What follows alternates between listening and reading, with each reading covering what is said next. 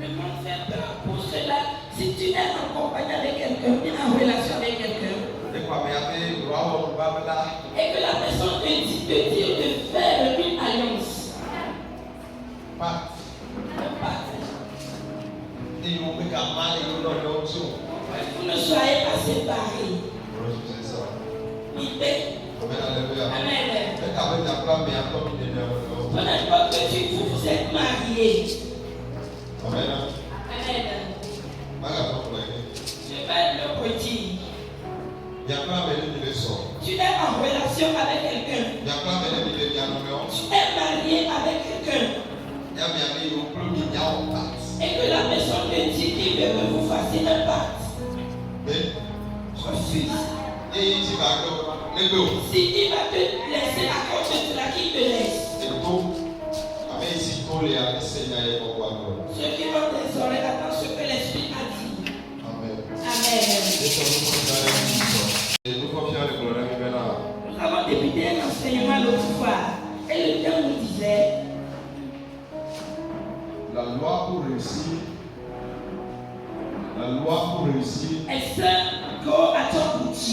la grâce pour demeurer dans le succès. Amen.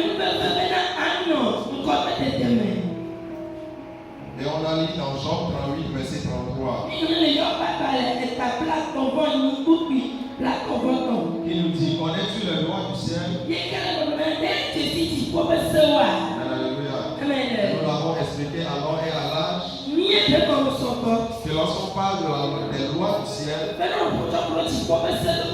veut parler de la volonté de Dieu.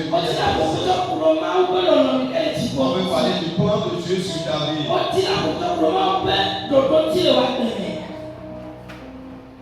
Et lorsqu'on parle du plan de Dieu, c'est établi avant que toi tu ne puisses former dans le monde de ta mère. C'est fondé depuis la création de la terre. Ce que tu dois devenir, Dieu l'a déjà écrit. Avant que tu ne viennes dans ce monde, il faut savoir que tu as été déjà prédestiné à quelque chose. Maintenant, avant d'acquérir ces choses, tu dois marcher sur certaines lois et certains principes dans cette vie. Amen, alléluia. Nous avons parlé de beaucoup de lois la fois passée.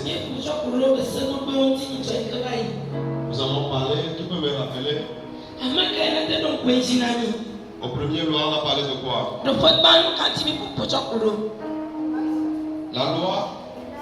La loi de la responsabilité. Tu dois savoir que tu es né pour être responsable. Deuxième loi nous dit quoi? La loi du progrès. Tu dois savoir que tu n'es pas né à rester sur place. Ta vie ne doit pas être une vie de routine. Ta vie doit avancer. Ta vie doit progresser. Troisième loi. La loi de la confession.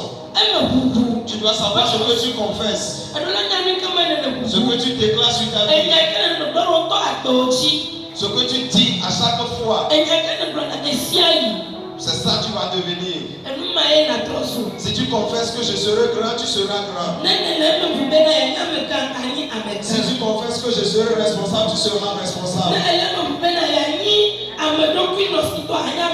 Si tu confesses que tu auras de l'argent, tu auras de l'argent. Si tu confesses que je suis établi sur les nations et sur les royaumes de la terre, tu seras établi.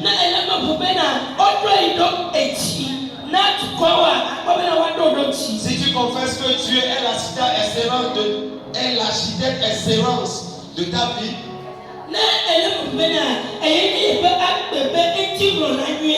que tu as droit à bâtir quelque chose dans cette vie, tu vas la bâtir aussi. Si tu confesses que je veux marier, je te mets dans le foyer et j'enfante, tu vas te marier, tu vas enfanter et tu vas rester au foyer. Si tu confesses que l'argent est caillou pour toi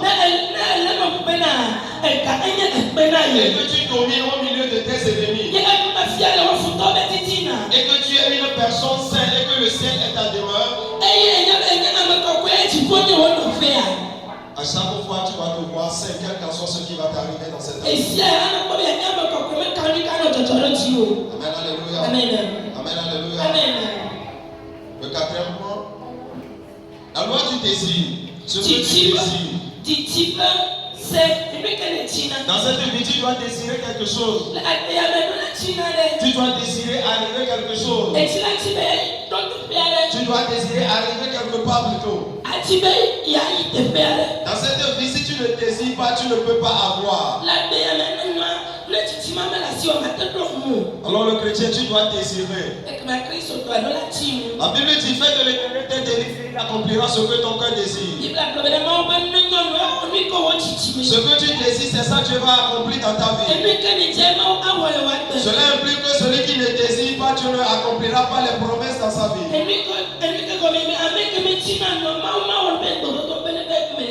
Le cinquième point, la loi de l'attirance et de l'attraction. Tu dois savoir attirer des gens. Tu dois savoir attirer des bonnes relations. Tu dois savoir ce que Dieu te donne et ce que Dieu t'envoie. Tu dois savoir à qui fréquenter et à qui ne pas fréquenter.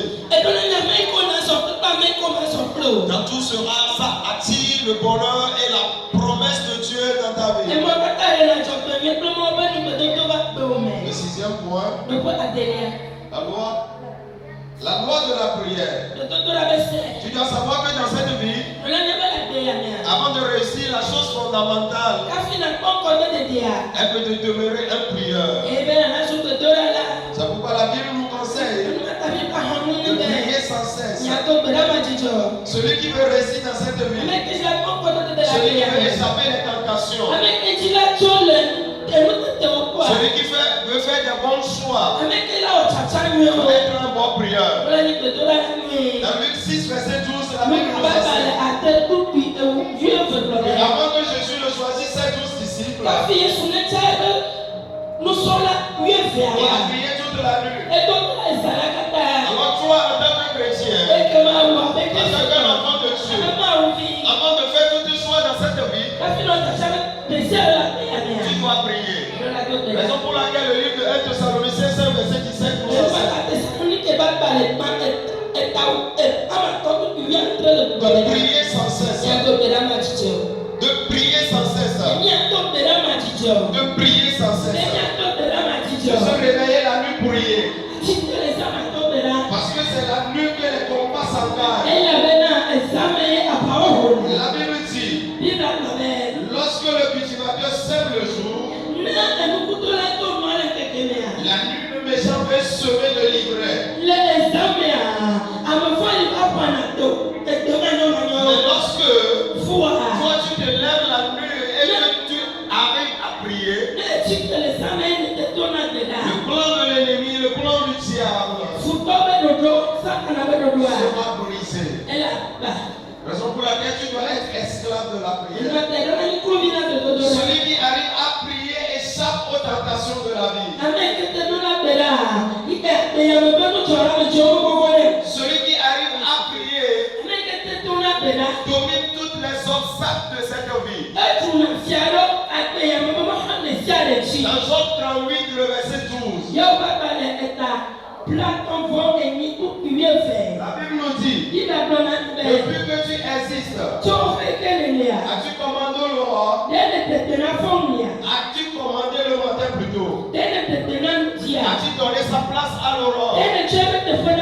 Lorsqu'on parle de l'aurore, on veut parler des gens qui se lèvent déjà à 4 h du matin comme les musulmans et prient.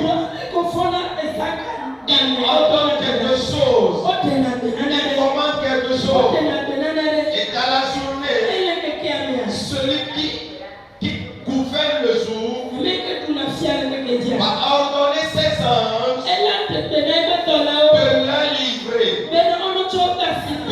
protégé.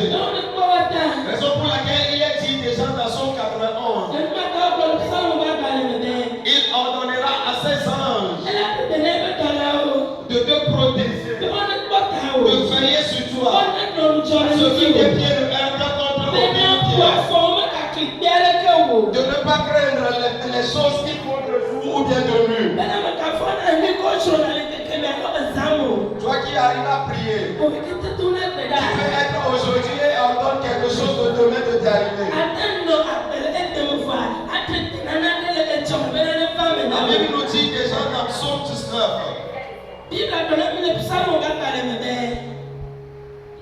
Un autre jour ordonne à un autre jour.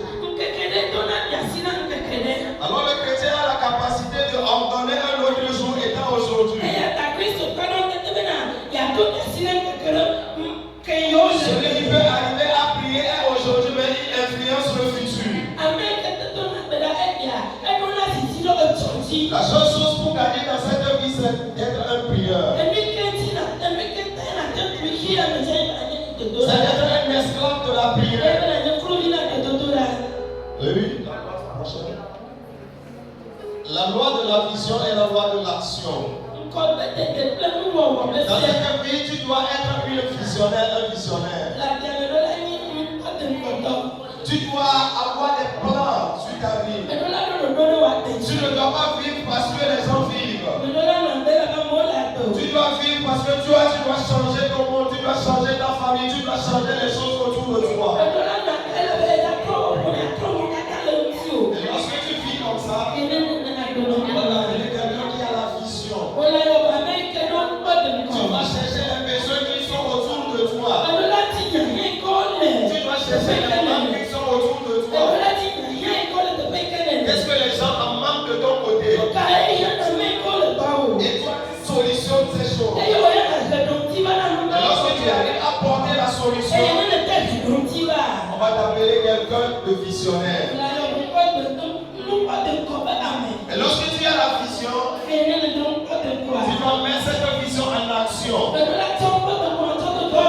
C'est-à-dire d'amener tes visions, d'amener tes songes, d'amener tes rêves à la réalisation. Amen, alléluia. Tu ne dois pas seulement rester dans la vision. Tu ne dois pas juste mettre la foi sur ta vision. Mais à travers la foi, tu dois te mettre à l'œuvre. Pour laquelle la Bible nous dit déjà que la foi sans les œuvres est une foi morte. Je ne souhaite pas que toi, enfant de divin, ta foi soit une foi morte dans ta vision. Il faut que tout ce que tu arrives à faire, tu te mets dedans et tu le fais pour que tu puisses avoir un succès. La Bible nous dit dans Ecclésiaste 9, verset 10. Tout ce que tu trouves à faire, fais-le de toute ta force. Tu savoir que quelles que soient les choses que tu fais dans cette vie, même si ça te ramène 25 francs, tu dois bien le faire. Même si ça t'amène 15 francs, tu dois bien le faire. Parce que si tu prends 15 francs x 10, ça te donne 150 francs. Et si tu prends 150 fois 100, ça te donne 1500. Ça te donne 15 000 plutôt.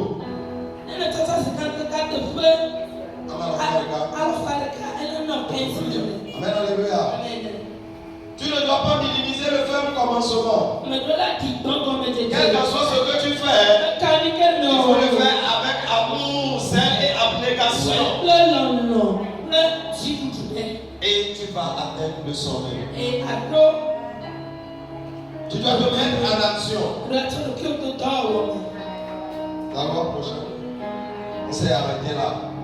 Aujourd'hui, on va continuer avec la loi de l'amassement des trésors. La loi de l'amassement des trésors.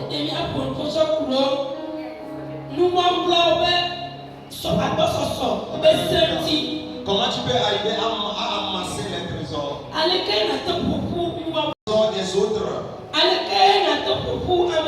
Quelqu'un qui a une vision. Qui est richesse le met en pratique et le met en action, va arriver à ce que la richesse des gens lui sera donnée. Amen, alléluia. Mais si tu ne mets pas ta vision en action, la richesse des gens ne te parviendront pas. Amen, alléluia. Alors il est très très capital que le chrétien doit savoir comment amasser les biens, comment amasser les richesses. Tu as dans le quartier des gens en manque d'eau, des gens en manque de nourriture. Lorsque tu contemples appliquer ces 5 000 pour que ça porte de fruits, tu dois le savoir. Dans ça, tu dois savoir comment identifier les besoins de ton entourage.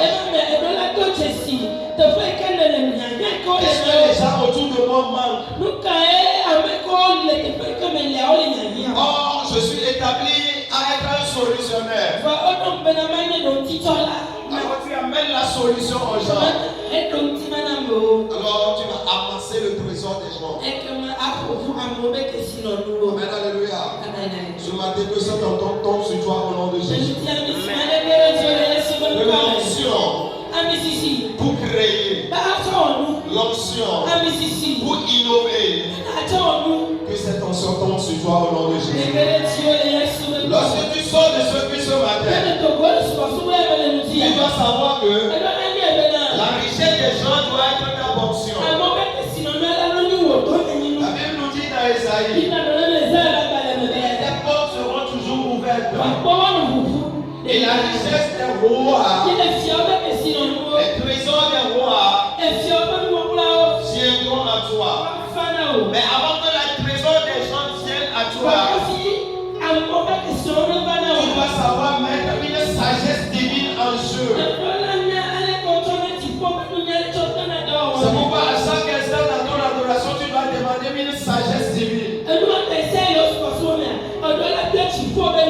La Bible nous dit dans Jacques, si quelqu'un veut la sagesse, il demande à Dieu celui qui donne.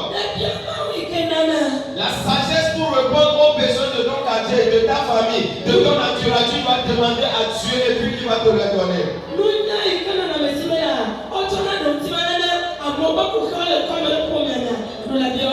Tu peux être un élève, tu peux être un étudiant, tu peux être un apprenti. Même toi, la richesse de ta patronne sera à toi. La richesse de ton maître sera à toi. Et là, on va te respecter. Un jour, mon père spirituel disait, lorsqu'il fréquentait, il avait une boutique. Là, les professeurs viennent acheter un crédit chez lui. Et cela a fait qu'il a de l'autorité sur ses profs. Et un jour, le professeur a donné un exercice. Ne connaissant pas l'exercice, il est parti chez le prof. Donne-moi ton livre, avec ça je vais traiter l'exercice.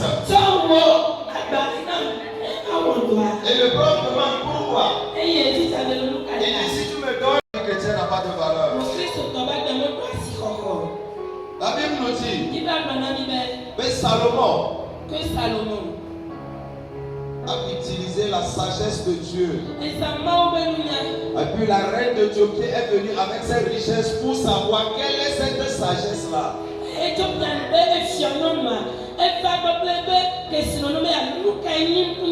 L'intelligence que Dieu t'a donnée, la sagesse que Dieu t'a donnée, tu dois la mettre en pratique pour que les autorités, pour que les présidents, pour que les grands responsables de cette vie viennent acheter chez toi. Parce qu'il y a une puissance derrière tout ce que tu fais. Nous avons la puissance, mais la sagesse pour accomplir cette puissance, nous n'en avons pas. Ce matin, que cette sagesse tombe sur toi au nom de Jésus. grâce tombe sur toi au nom de Jésus. J'arrive à la loi de l'entretien. La loi de l'entretien. Alléluia. Lorsqu'on parle de la loi de l'entretien, tu dois savoir que tout ce que tu fais dans cette vie, tu dois savoir l'entretenir. Si tu ne l'entretiens pas, ça va te détruire au jour au lendemain. Tu dois savoir que le commerce que tu as commencé, tu dois savoir les choses à acheter, les choses à ne pas acheter.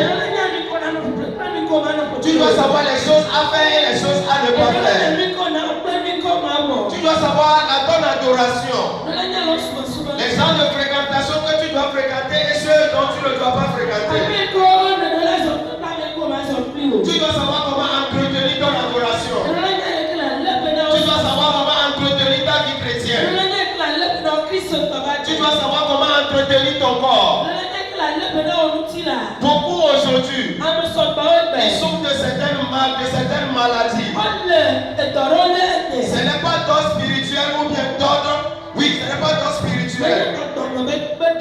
C'est juste savoir comment s'entretenir leur corps. C'est juste savoir comment faire la lessive. C'est juste savoir comment laver leurs assiettes. Et puis toutes ces maladies leur sera échappé. Toi, tu sais que tu as des démangeaisons sur ton figure. Et tu te dis c'est le diable. Pourtant ça fait des mois tu n'as pas lavé ta serviette. Tu te dis que tu ne dors pas bien. Pourtant ça fait des années tu n'as pas lavé ton drap. Et tu dors, les gens poussent sur toi de gauche à droite.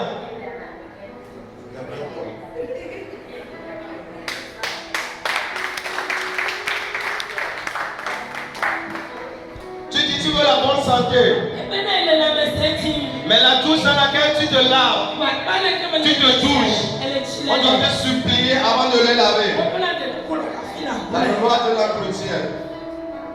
Tu dois savoir entretenir ta peau. Tu es dans le foyer. C'est pas difficulté que tu te douches.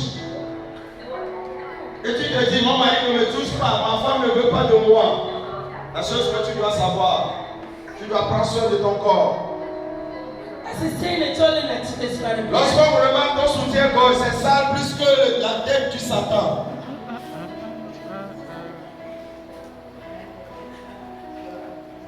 Amen, alléluia. Tu dois savoir comment s'entretenir.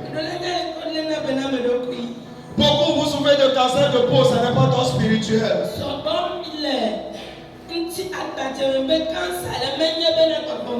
C'est juste de savoir comment s'entretenir. Je rêve, je vois le serpent dans mon sommeil. Je me réveille en même temps. Je vois le serpent dans le coin de la chambre. Et Dieu me dit, ce que tu fais là-bas, ça va attirer de mauvaises choses dans ta chambre. Beaucoup, il y a des étoiles d'araignées partout dans votre chambre. Et vous dites, vous faites des cauchemars. Il faut, lorsque tu quittes ce matin, il faut aller enlever tout ce soir l'araignée. Il faut balayer au-dessus de ton lit. Beaucoup, ça fait 10 ans, ils n'ont pas balayé au-dessus de leur lit. On veut pouvoir bâtir au bord. Ils n'ont pas balayé au-dessus de leur lit. Oui. La loi de l'entretien. Mais le des fois, tu demandes 1 million. Lorsque Dieu envoie l'ange qui va t'amener le million, lorsqu'il arrive à ton portail et qu'il voit ton rideau, il voit dans ton terrasse, il sait que celui-ci ne peut pas concevoir 1 million dans sa main. Parce qu'il y a trop de saleté, il y a trop de désordre. Amen, alléluia. Amen. Beaucoup. Vous disiez, Vous voulez vous marier. Vous voulez aller au foyer. Mais le premier jour où vous allez rendre visite à cet homme, il y a des assiettes sales. Et vous retournez et vous les laissez.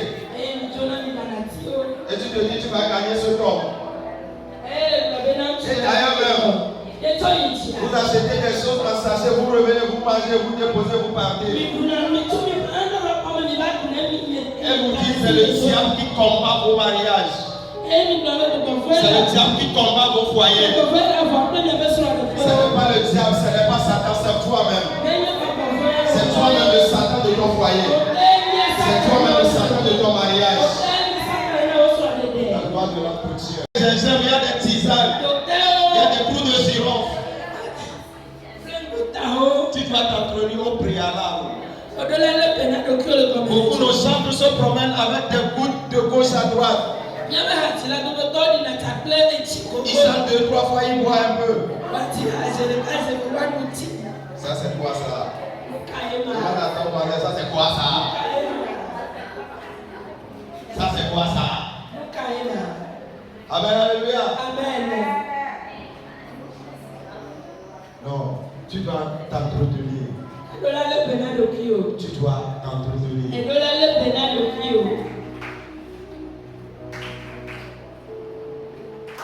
Alléluia. La loi du ménage. La loi du ménage. Tu dois savoir comment ménager ta maison. Lorsqu'on dit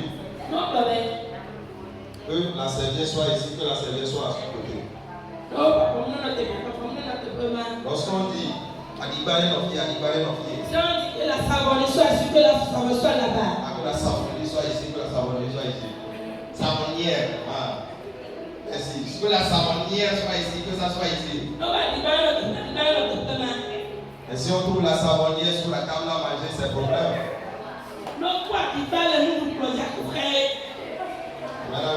Amen.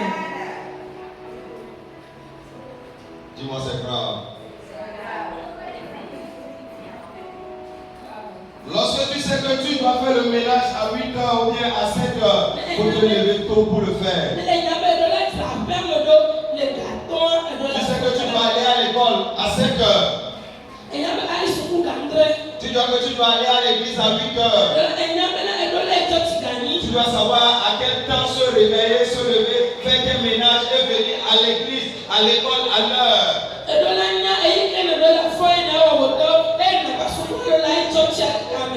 Là, tu vas trouver du succès dans tout ce que tu fais. Mais lorsque tu ne le fais pas, tu vas penser que c'est l'ennemi. Tu vas penser que c'est le diable. Mais le diable n'en est rien. Le diable n'est rien dedans. Tu te dis, on dit d'apprendre tes leçons. Mais tu comptes sur ta beauté. Que le jour là, lorsque tu vas arriver dans le salle d'examen, le professeur va t'admirer et puis va s'aider, tu vas tricher. Au pire des cas, c'est la beauté qui a fait que le prof s'est divorcé.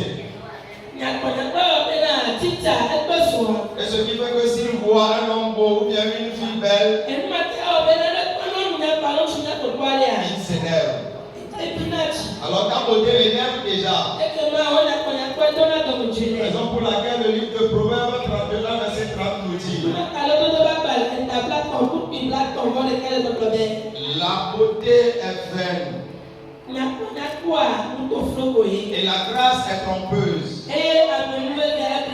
Amen, alléluia. Donc quand tu comptes sur la grâce que Dieu t'a fait belle, et tu dis tu ne vas pas apprendre, tu vas compter sur des coups d'œil. Tu vas échouer lamentablement. Tu vas échouer lamentablement. Même le premier de la classe aussi va échouer. Et tu diras, c'est l'ennemi, c'est le méchant. sur TikTok. Les actes à lui de cœur. À midi, on le voit sur TikTok. Elle TikTok dit. Tu n'as pas le temps pour le cahier.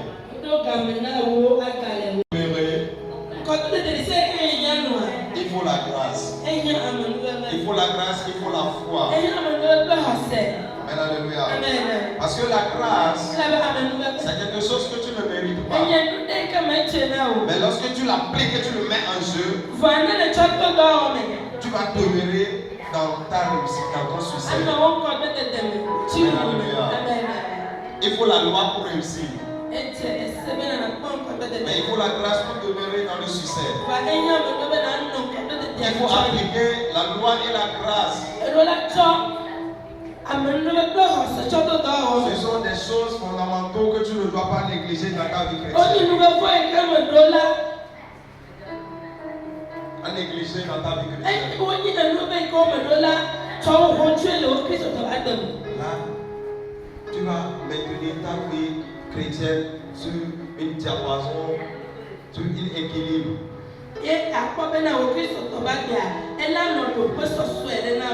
Amen, alléluia.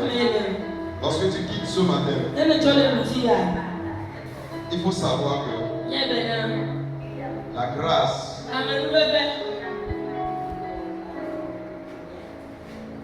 la foi, la loi ne doit jamais manquer dans ton adoration. Lorsqu'on cherche la loi, beaucoup aujourd'hui nous faisons crise. Avant de réussir dans cette vie, tu dois mettre les lois en pratique. Tu dois mettre la parole de Dieu en pratique. Tu dois savoir que ton corps est l'habitation du Saint-Esprit. Alors tu dois appliquer une loi à ce que ton corps soit un sacrifice vivant à Dieu. Romains 12, verset 12 nous dit: ne vous conformez pas au siècle présent,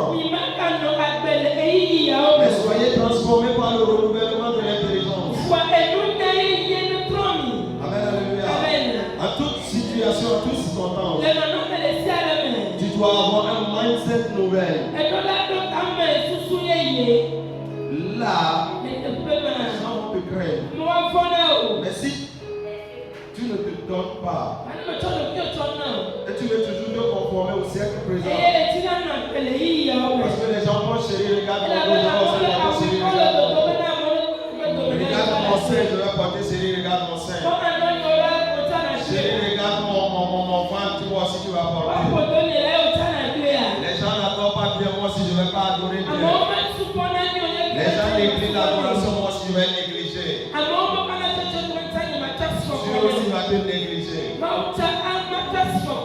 Mais pour toi, le ciel se lève pour te donner quelque chose de nouveau. Pour que tu connaisses cette loi et tu les mets en pratique pour ta réussite. Et t'accorde la grâce de demeurer dans cette victoire. Amen, alléluia. La Bible dit à Siméon: tu ne mourras pas jusqu'au jour où tes yeux vont voir le salut, au contraire, la grâce.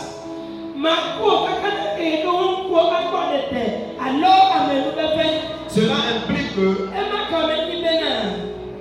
vous, certaines personnes, vous allez demeurer jusqu'à ce que votre grâce soit infinie, débordée. Mais tu dois marcher sur certaines lois et principes.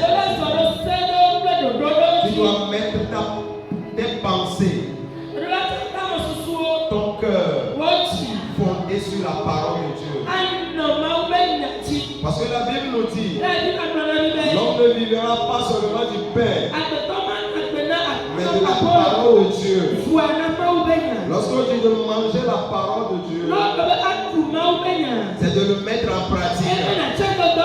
C'est de se tenir sur ça. Parce que la Bible nous dit: celui qui met la parole de Dieu en pratique est comme une personne qui qui a bâti sa maison sur un roc. Abraham a eu la foi. Il est devenu père de la foi. Jonathan a eu la foi et a confié son héritage à David. Josaphat a eu la foi. Il sait que Dieu va combattre pour lui. Job a eu la foi. Il sait que dans tout ce qu'il traverse, Dieu va lui donner la victoire. Shadrach, Meshach, Abednego ont eu la foi. Ils ont dit, quel qu'en soit ce qui va arriver, ils ne vont jamais se prosterner à quoi que ce soit. Toi aussi, tu dois prendre cette ferme décision. Quel que soit ce que mon père adore, quel que soit ce que ma mère adore, moi aussi je vais rester ferme et inébranlable sur la foi de Dieu. Et là, une couronne de gloire te sera destinée. Ils ont marché selon la foi. Alors que Dieu t'apporte cette foi de marcher selon les lois et selon les principes de grâce pour être victorieux au nom de Jésus. Je dis pour être victorieux au nom de Jésus. Le magnifique de Galilée.